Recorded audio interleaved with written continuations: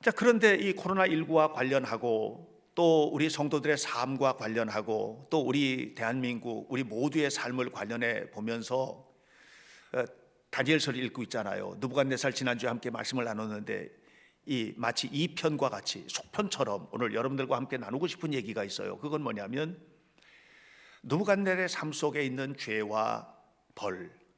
근데 그게 느부갓네살의 삶 속에만 있었던 것이 아니고 다윗에게도 있었고 아브라함에게도 있었고 오늘 우리에게도 있는 죄와 벌, 그리고 그것을 넘어서는 십자가의 은혜, 이것이 무엇인지를 우리가 함께 좀 생각해 보려고 합니다. 인간은 모두 다 죄인이죠. 느부갓네살이 오늘 성경에 보면 정말 큰 죄를 짓고 그 죄에 대한 대가를 받게 되는데 이 죄에 대한 문제를 좀 함께 생각해 보도록 하겠습니다. 남아프리카 공화국에서 사역하고 계시는 김종우 선교사라는 분이 계신데 그분이 어린 시절에 살던 옛날 어린 시절에 자기 집 앞에 개울이 흐르고 그 개울에 다리가 있는데 좁다란 다리, 한 3m 정도 되는 좁다란 다리가 있고 이 다리에는 난간이 없었다고 합니다. 이 종우는, 이 어린 소녀는 항상 그 다리 앞에 서서 생각을 하기를 여기서부터 저기 끝에까지 눈을 감고 걸어갈 수 있을까? 이렇게 한 거예요.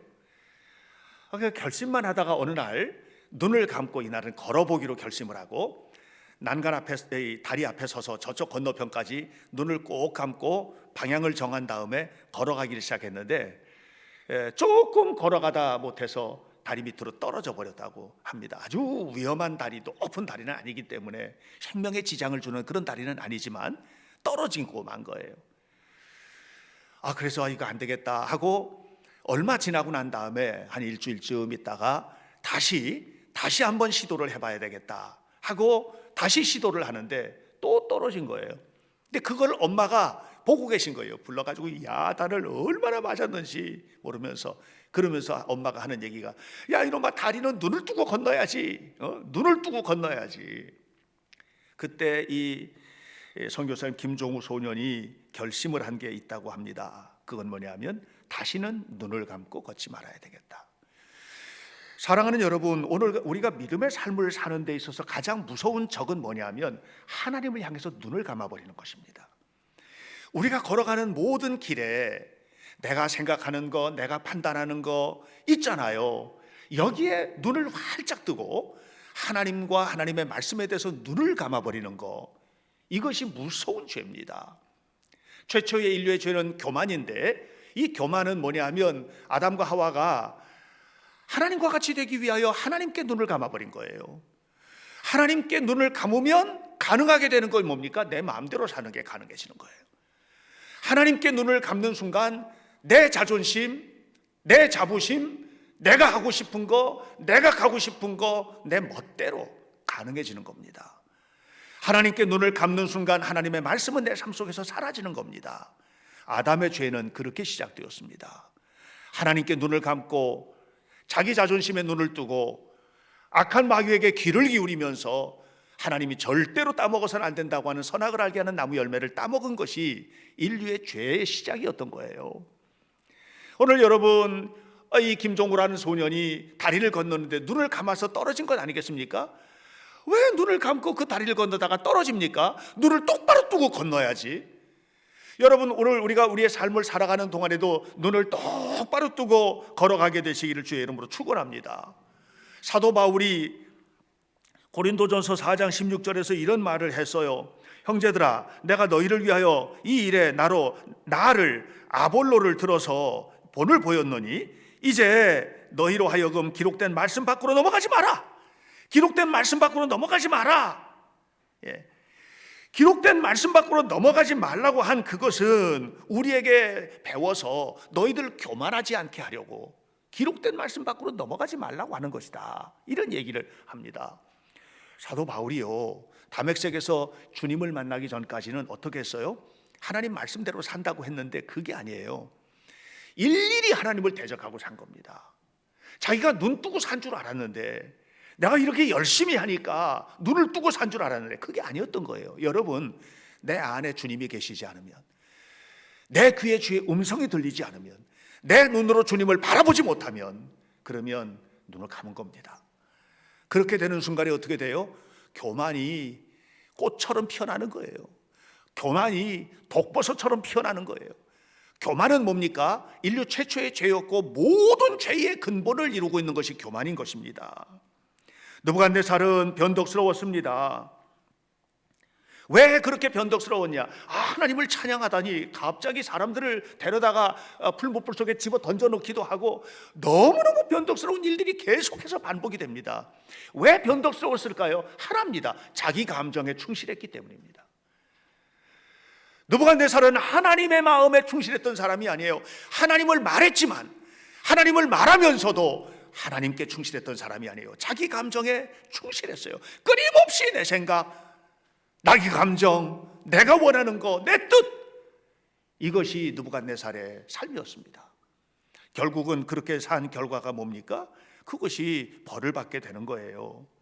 느부갓네살이 29절 30절 말씀을 보면 그가 이런 말을 하잖아요. 내가 왕궁에서 이렇게 보니까 야, 나 참 대단하다. 엄청난 일을 했구나. 이 나라를 내가 세웠어. 너희들 내가 누군지 알아야 돼 하면서 선포를 합니다. 내가 이 모든 영광 다 내 위엄으로 나타낸 거야. 이렇게 교만할 수밖에 없었던 이유는 뭐냐면 이게 이제 자기 본위로 사는 삶이에요. 하나님께 눈을 감고 자기의 눈을 뜨고. 여러분, 교회 와서 앉아 있으면 모두 다 하나님에게 눈 뜨고 있는 게 아닙니다. 우리가 성경을 읽는다고 해서도 하나님에게 눈 뜨고 있는 게 아니에요. 우리는 진실로 하나님께 도움을 구해야 됩니다. 하나님, 나의 연약함을 도와주시고 정말로 주님을 믿게 하옵소서. 정말로 주님을 보게 하옵소서. 정말로 주님의 뜻 안에 살게 하옵소서. 이런 믿음의 삶, 이 삶을 살아가는 성도들이 되시기를 축원합니다. 이 교만의 죄를 지었던 느부갓네살에게 왔던 벌은 혹독했습니다.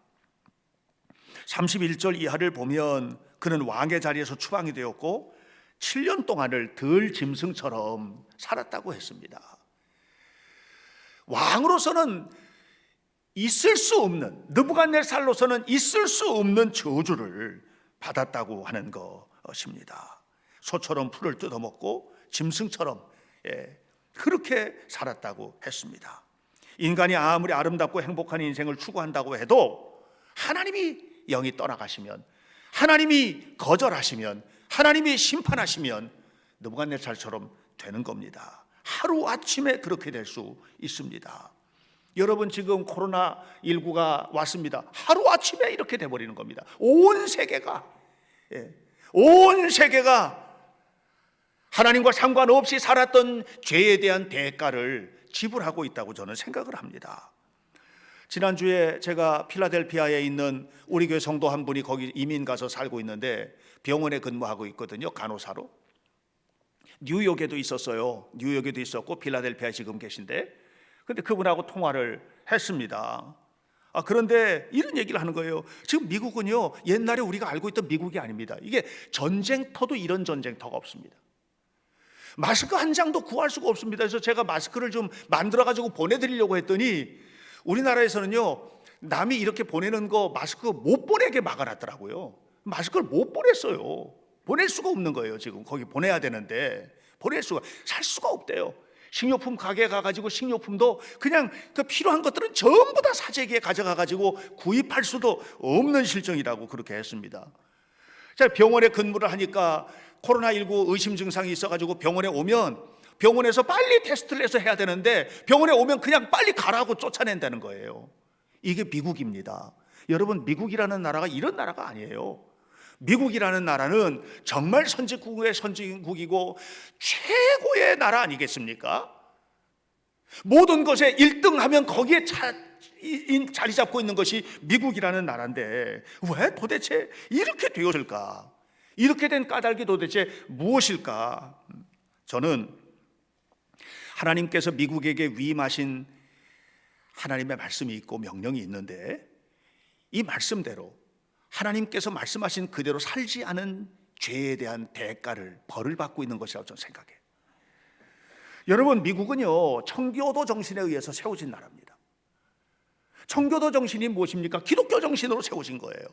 기독교 정신으로 세워져서 사람을 키워내고 학교를 세우고, 그리고 세계의 모든 나라에 뭔가 도와줄 수 있는 일이 있으면 끊임없이 가서 돕고, 그 정신의 핵심이 필립스 아카데미의 교훈과 통해 있는데, 그 필립스 아카데미의 모토가 Not for self거든요. Not for self. 나만 위해서 안 살겠다는 거예요. 내가 가진 지식, 내가 가진 경제, 내가 가진 모든 거 전부 다 너를 위해서 살겠다는 거예요. 그런데 그렇게 산 미국이 최강대국이 되었던 겁니다. 그런데 지금 미국이 그렇지가 않아요. 트럼프가 집권하고 그 전서부터 그런 분위기들이 계속해서 오더니, 지금 미국이라는 나라가 가지고 있는 정책이 뭡니까? 미국만 잘 살겠다는 거예요. 제가 어저께 뉴스를 보다 깜짝 놀랐습니다. 중국에서 만든 3M 회사, 중국에서 만든 이 마스크를 독일에 이렇게 수출을 해서 독일로 가는데, 태국에서 미국에서 가로채서 가져갔다는 거예요. 프랑스로 가던 것도 가로채서 가져갔다는 거예요. 그 미국이 강도짓을 하고 있어요. 지금 이 예루살렘에서 여리고에 내려오는 길목에 있다가 강도 만난 자와 같이 세계 사람들이 너무너무 힘들어하고 있습니다. 지금 우리나라도 미국과의 관계 속에서 어렵고 힘든 부분들이 너무너무 많아요. 뭐 국방 분담금 문제라든가 이런 여러 가지 것들. 이게 옛날 미국이 아니라는 거예요. 결국은 미국이 이 문제를 해결해 나가기 위해서 정말 중요한 것이 뭘까? 하나님 앞에 서는 것이라고 생각합니다. 미국만 그럴까요? 지금 벌 받고 있는 나라가 미국뿐만입니까? 대한민국도 마찬가지고 모든 나라가 다 마찬가지예요. 하나님 앞에 어떻게 바로 설 것인가, 하나님 앞에 부끄러움 없이 서고 하나님께서 원하시는 대로 가는 거, 이것이 우리가 살 길이라는 거예요. 우리가 잘 알고 있는 다윗 왕이 얼마나 훌륭한 왕입니까? 너무너무 훌륭한 왕이고 믿음의 왕입니다. 다윗은 왕이 되는 것도 남달랐습니다. 다윗은 왕이 될 때 뭐 구테타를 하거나 무슨 뭐 왕위를 뺏거나 상대방을 죽이거나 왕을 죽이고 이렇게 된 게 아니에요. 그냥 백성들이 와서 왕이 되어 주십시오 해서 왕이 됐어요. 그렇게 해가지고 이스라엘의 12지파의 왕이 되었습니다. 그러고 난 다음에 나라를 다스릴 때 정의와 공의로 다스리고, 심지어는 자기를 해치려고 했던 사울의 자녀들까지도 돌봐주고 이렇게 했습니다.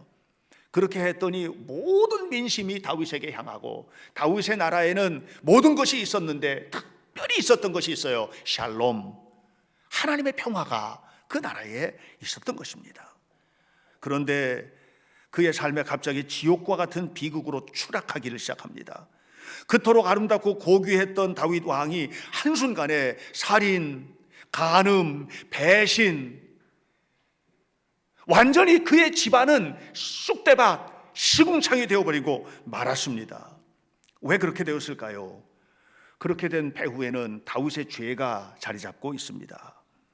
사무엘하 1장로 10장까지 그의 삶은 너무너무 아름다웠는데, 11장에 딱 들어서면서 다윗은 자기 부하 우리아 장군의 아내 바세바를 취합니다. 그리고 우리아 장군을 전쟁터에 내보내서 죽게 만들어버리고 맙니다. 그가 다른 부하들 전부 다 전쟁터에 나가셨을 때, 전에는 어떻게 했냐면, 성경을 보면 전에는 전쟁에 나가면 다윗이 나가서 싸워서 승리했더라, 다윗이 나가서 싸워서 승리했더라 그랬거든요. 근데 11장에 딱 시작할 때 이렇게 시작해요. 다윗이 늦게까지 잠자다가 저녁 시간에 일어나가지고, 다른 부하들은 전부 다 전쟁터에 나가 있는데 다윗은 이제는 이만하면 됐다는 거예요. 교만입니다. 하나님께 눈을 감아버린 겁니다. 이젠 자기 편한 대로 사는 겁니다. 그래서 왕궁 위를 산책을 하다가 웬 여자가, 예쁜 여자가 목욕하는 것을 보고 그 여자를 데려다가 간음하고 그의 남편을 전쟁터에 죽게 만든 죄를 범한 것입니다. 하나님을 향해서 눈을 감고 자기 욕망의 눈을 떠버리고 만 것이죠. 그리고 난 다음부터 일어난 일들은 너무너무 비참합니다. 그 일이 있고 바로 나서 그의 아들 암논이 자기 이복 여동생 다말을 간음합니다. 그리고 그것을 알게 된 이 다말의 오빠 압살롬이 암논을 쳐 죽입니다. 근친상간, 형제살인. 그리고 나서 얼마 지나고 나서 압살롬은 자기 아버지에게 대적을 해가지고 아버지를 내쫓고 반역을 꾀합니다. 다윗은 죽을 뻔했습니다. 죽을 뻔하다가 겨우 살아났습니다. 그 나중에 전부 다 나라를 돌아오고 압살롬도 죽고 뭐 별의별 우여곡절이 다 있었는데, 그리고 난 다음에 어떤 일이 벌어졌느냐? 백성들의 마음이 떠나버린 거예요. 전에는 뭐예요? 온 백성이 다윗을 따랐다고 했어요. 근데 이젠 그게 아니에요. 백성들의 마음이 다윗에게 다 떠나버리고 만 겁니다. 이것이 무엇입니까? 다윗이 지은 죄에 대한 벌입니다. 물론 그는 처절하게 회개했고 회개에 대해서 그 죄를 용서받은 것은 있어요. 그러나 감당해야 될, 치러야만 했던 벌을 받았던 것입니다. 사무엘하 12장 10절 말씀을 보면 다윗이 하나님 앞에 죄를 졌을 때, 이 죄를 졌을 때 하나님께서 그에게 했던 선언이 있습니다. 이제 네가 나를 업신여기고 햇사람 우리아의 아내를 빼앗아 내 아내로 삼았은즉 칼이 네 집에서 영원토록 떠나가지 아니하리라. 12절에 너는 은밀히 이 일을 행하였으나, 너는 은밀히 못된 짓을 저질렀으나 나는 백주에 이스라엘 백성들 앞에서 대낮에 모든 사람들 앞에서 갚아주리라. 무섭지 않습니까, 여러분? 여러분, 죄 지으면 안 됩니다. 죄에는 벌이 따르는 거예요. 예수 믿는 우리에게도 죄에는 벌이 따르는 거예요. 나는 예수님을 믿으니까 죄를 져서 그냥 회개하면 벌 같은 건 없을 것이다. 여러분, 착각하지 마시기를 바랍니다. 느부갓네살 왕도 죄에 대한 벌을 받았고 다윗도 죄에 대한 벌을 받았고 여러분, 아담도 지은 죄에 대한 벌을 받은 겁니다. 그런데 믿는 우리에게는 그 배후에 십자가가 있습니다. 그 십자가는 뭡니까 도대체? 벌을 받을 건 다 받고 십자가는 뭡니까? 여러분, 십자가는 육신이 받는 벌과는 다른 것입니다. 요한복음 3장 16절에 이렇게 말합니다. 하나님이 세상을 이처럼 사랑하사 독생자를 주셨으니 이는 저를 믿는 자마다 멸망하지 않고 영생을 얻게 하려 하심이라. 여러분, 이 말씀은 우리가 잘 알고 있는 대로 그리스도 복음의 핵심 아니겠습니까? 근데 여기서 그를 믿는 자마다 라고 하는 이 영어 성경을 보면 이 믿는다라고 하는 표현이 보통 믿는다라고 할 때 believe라고 말을 하잖아요. 근데 여기서 믿는다라고 하는 말을 그렇게 말하지 않고 believes in him, 그를 믿는 자마다 할 때 believe in 이라는 말을 씁니다. 이 believe와 believe in은 전혀 다릅니다. believe라고 하는 말은 믿음에 대해서 규정하는 교리적인 용어라면 believe in 이라는 말은 관계의 용어예요. 다시 말하면 하나님과 나 사이의 관계 속에서 있는 믿음의 상태를 believe in 이라고 표현하는 겁니다. 그러니까 여러분, believe는요, 느부갓네살도 believe 한 거예요. 느부갓네살도 어떻게 했습니까? 얘들아, 사드락 메삭 아벳느고야, 너희가 믿는 하나님, 그 하나님 나도 찬양한다. 그때 다 believe. 그런데 그는 하나님과의 관계를 맺지 않았어요. 다시 말하면 그는 하나님이 계시구나 하는 걸 믿어요. 그런데 그의 삶은 하나님과의 관계 속에서 나타나지 않아요. 여러분, 그런데 다윗은 그와 전혀 달랐어요. 다윗은 하나님을 믿었는데 그 믿음이 어떻게 나타났냐면 believe in이에요. 하나님과의 관계 속에서 믿은 거예요. 그러니까 육신의 눈이 멀어서 죄를 지었는데 죄를 짓고 난 다음에는 하나님을 바라보게 된 거죠. 어느 순간에. 그리고 그 하나님 앞에서 가슴을 치면서 옷을 찢고 마음을 찢고 죄를 뿌리고 눈물을 뿌리고 이렇게 하면서 하나님 앞에 자신의 죄를 고백했던 것입니다. 벌은 받았지요. 그러나 그는 여전히 하나님 아들이었고 영원한 천국은 다윗에게서 거절되지 않았습니다. 사랑하는 성도 여러분, 오늘 우리가 분명히 알아야만 합니다. 우리가 삶을 살아가는 동안에 죄 져서는 안 되는 이유는 죄에 대해서는 대가가 있다는 것입니다. 여러분, 우리가 이 고난주간을 보내면서 우리의 죄에 대한 대가로 예수님께서 십자가에서 대가를 치르지 않았습니까? 이것이 대가입니다. 죄에 대한 벌을 내가 받아야 되는데 내가 받아야 될 그 벌을 예수님께서 대신 받으신 거거든요. 그렇게 해서 십자가에 달려 죽으신 것입니다. 여러분, 우리의 근본적인 죄에 대한 벌을 주님께서 받으셨다면 우리가 일생생활 속에서 우리의 삶 속에서 치러내야 될 죄에 대한 벌, 그 대가는 얼마나 큰 것입니까? 사랑하는 여러분, 죄 지으면 안 됩니다. 절대로 죄 지으면 안 됩니다. 죄 지면 때로는 여러분 손가락질의 벌을 받을 수도 있습니다. 죄 지면 여러분 때로는 감옥에 들어가는 벌을 받을 수도 있습니다. 여러분, 죄를 지면 죄는 어느 순간에 건강이 무너지는 벌을 받을 수도 있습니다. 죄 때문에 가정이 깨어지는 벌을 받을 수도 있습니다. 죄 때문에 우리는 수많은 벌을 받을 수 있습니다. 그러나 여전히 우리가 하나님 앞에 있다는 것은 무엇입니까?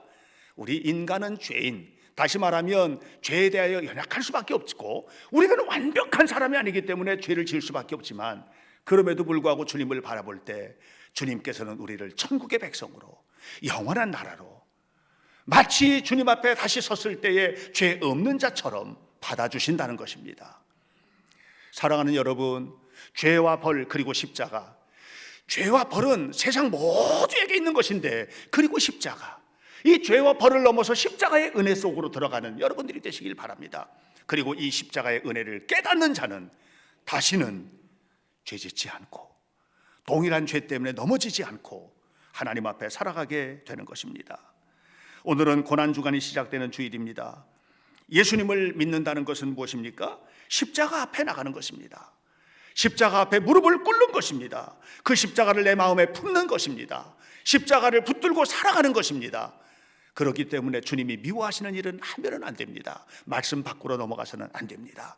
오직 주님을 믿고 믿음으로 하나님 앞에 서서 영광을 주께 돌리며 승리하는 삶을 살아가는 성도들이 다 되시기를 예수님 이름으로 간절히 축원합니다. 기도하겠습니다. 살아계신 아버지 하나님, 하나님께서 우리의 삶 속에 놀랍고 크신 은총을 베풀어 주셔서 우리 모두 다 흉악한 죄인임에도 불구하고 우리 주 예수 그리스도의 은혜로 영원한 생명, 거룩한 삶을 살 수 있도록 이끌어 주신 것을 감사합니다. 아버지 하나님, 죄짓지 말게 하옵소서, 벌받지 말게 하옵소서.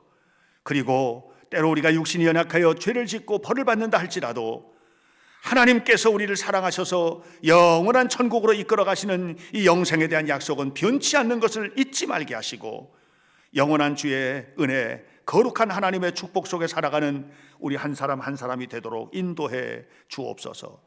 하나님이 영광을 받으시기를 원하며 예수님의 이름으로 기도하옵나이다. 아멘.